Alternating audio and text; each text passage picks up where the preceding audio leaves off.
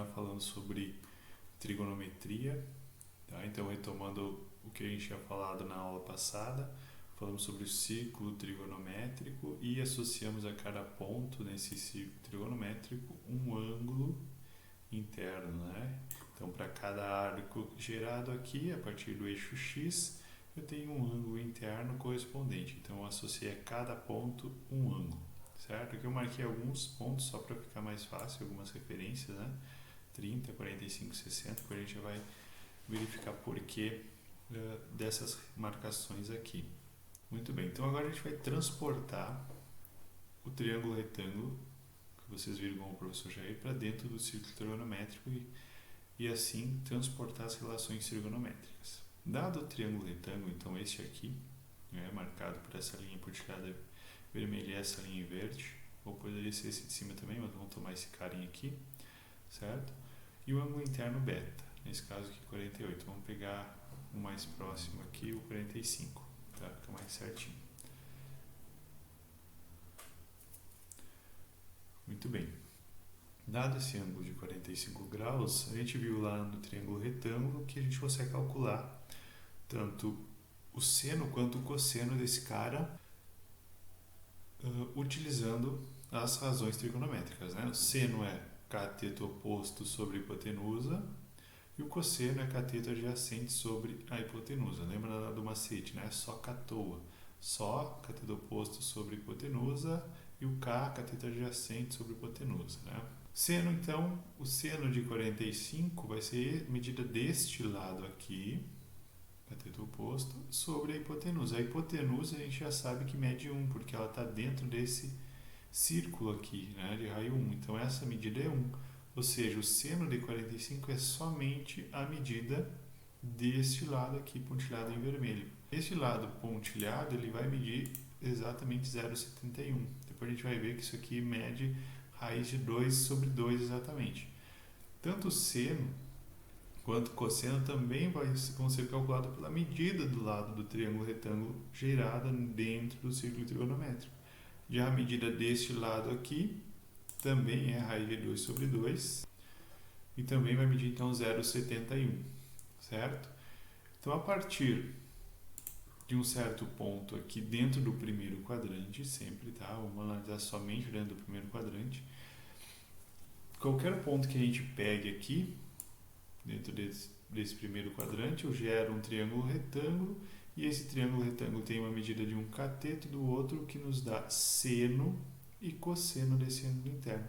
Ou seja, de 0 a 90, eu consigo calcular todos os valores de seno e cosseno para qualquer ângulo interno variando de 0 a 90 graus. Tá, mas até aí ok, a gente já estava conseguindo calcular isso aí utilizando o triângulo retângulo, calculava dados catetos e a hipotenusa, o seno e o cosseno de qualquer ângulo interno de um triângulo retângulo. Para o círculo trigonométrico, a gente quer expandir isso, então o que a gente quer jogar esse ponto lá para os outros quadrantes, para o segundo, para o terceiro e para o quarto.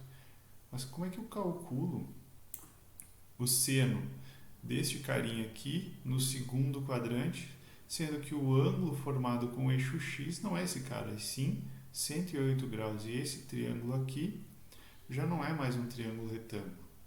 Então eu não posso utilizar as relações trigonométricas que eu tinha lá aqui nesse novo triângulo. Então como é que a gente vai fazer? Bem, para fazer isso, a gente vai projetar esse triângulo aqui lá pro primeiro quadrante. Então vamos fazer isso. Então vou projetar este ponto aqui para o primeiro quadrante, então vai ser meu ponto S, o segmentozinho ali, só para ligar esses dois pontos. Agora eu vou pegar o perpendicular a essa reta, então eu vou ter exatamente essa medida aqui, 0,83, e vou ligar então a origem àquele S, aí eu vou ter o mesmo triângulo retângulo que eu tinha aqui. Beleza, então espelhei esse carinha aqui no primeiro quadrante. No primeiro quadrante, eu consigo calcular seno e cosseno desse ângulo aqui. Qual é esse ângulo? Esse é o complementar do 124. Complementar em relação a quem? Ao 180.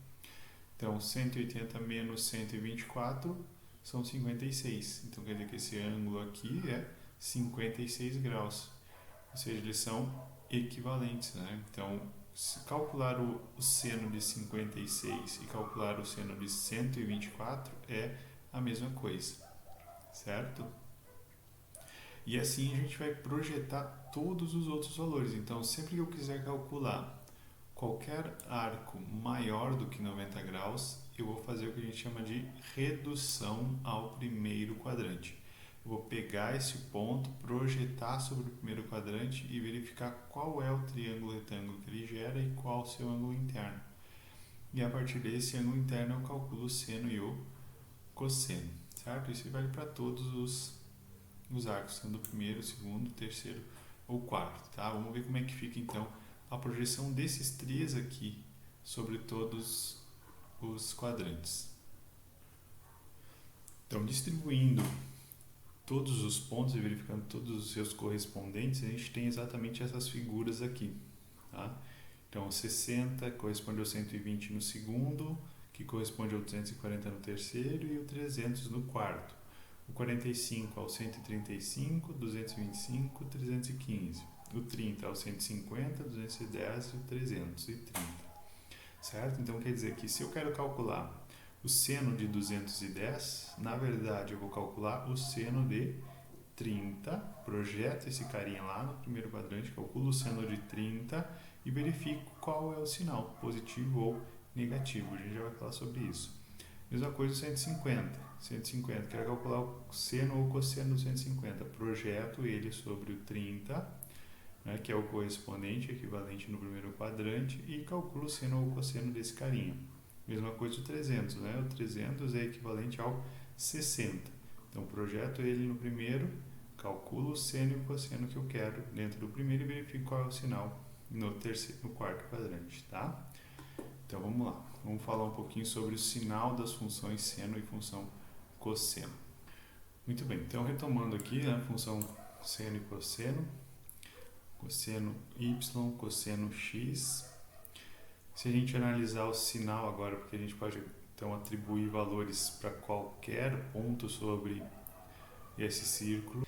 Então, o seno sendo representado pelo eixo y, ele vai ser sempre positivo na parte onde o y é positivo, ou seja, acima do eixo x, né, no primeiro e segundo quadrante. A gente pode ir olhando aqui para essa fórmula, ó, à medida que eu estou variando aqui o valor do ângulo, ó, o seno que representa essa segunda coordenada sempre é positivo nesses dois carinhas, primeiro e segundo quadrantes. À medida que a gente vai andando no círculo, o seno já muda de sinal, né? Ficou negativo, por quê? Porque ele está abaixo do eixo x, né? Quando a gente projeta sobre o eixo y, né? Aqui a gente está na parte negativa do y. Seguindo até o quarto quadrante, onde o seno também ainda se encontra na parte negativa, então ele é negativo. Então, vamos fazer a mesma análise para o cosseno. O cosseno ele é positivo no primeiro quadrante, né? Parte positiva de x. Quando a gente vai para o segundo quadrante, ele já muda, né? Porque ele passa para a parte negativa de x, apesar daqui estar 0,5, aqui é uma medida, né, de comprimento, aqui já é a medida do cosseno mesmo, então aqui é o menos 0,5, né? Porque a gente está na parte negativa de x. Quando vai para o terceiro quadrante, a gente se mantém aqui na parte negativa de x, então cosseno negativo, e no quarto quadrante o cosseno ele é positivo. Vamos dar uma falada um pouco do teorema de Pitágoras dentro do triângulo retângulo, dentro do círculo trigonométrico, perdão. O teorema de Pitágoras nos diz que a hipotenusa ao quadrado é igual à soma dos catetos ao quadrado. Transformando isso, trazendo isso para dentro do círculo trigonométrico, a gente sabe que o cateto oposto é seno e o cateto adjacente é cosseno. Então, quer dizer que seno ao quadrado mais cosseno ao quadrado é a hipotenusa ao quadrado. A hipotenusa, nesse caso, mede 1. Essa aqui é uma das fórmulas fundamentais, né, das relações trigonométricas fundamentais. Seno ao quadrado mais cosseno ao quadrado sempre vai dar 1. Além disso, esses três arcos que eu tinha deixado inicialmente são o que a gente chama de arcos notáveis. Por que arcos notáveis? Porque a gente consegue determinar esses três caras, o seno, cosseno e a tangente desses três carinhas aqui a partir de triângulos que são conhecidos, né? O 60 e o 30 a gente consegue determinar seno e cosseno a partir de um triângulo equilátero e o 45 a partir de um triângulo isósceles. Tá? Então eu consigo determinar as coordenadas de seno e cosseno a partir desses triângulos aí. E aí gera o que a gente chama de uma tabela de arcos notáveis. Tá? Depois, se alguém tiver interesse, eu posso mostrar como é que faz para determinar esses valores. E a gente tem então seno de 45, 60 e 30 dado por essa tabela. Né? Seno de 30 é 1/2, 45 é raiz de 2 sobre 2, 60 é raiz de 3 sobre 2 e assim por diante. Depois eu vou botar o link ali de uma musiquinha que fica mais fácil da gente decorar essa tabelinha aqui. Tá? Isso que é bom sempre saber porque sempre cai e dificilmente eles dão esses valores em alguma prova. Tá? E na nossa prova, quando a gente voltar, é óbvio que vai cair isso sem a tabela. Tá? Então vamos falar um pouquinho sobre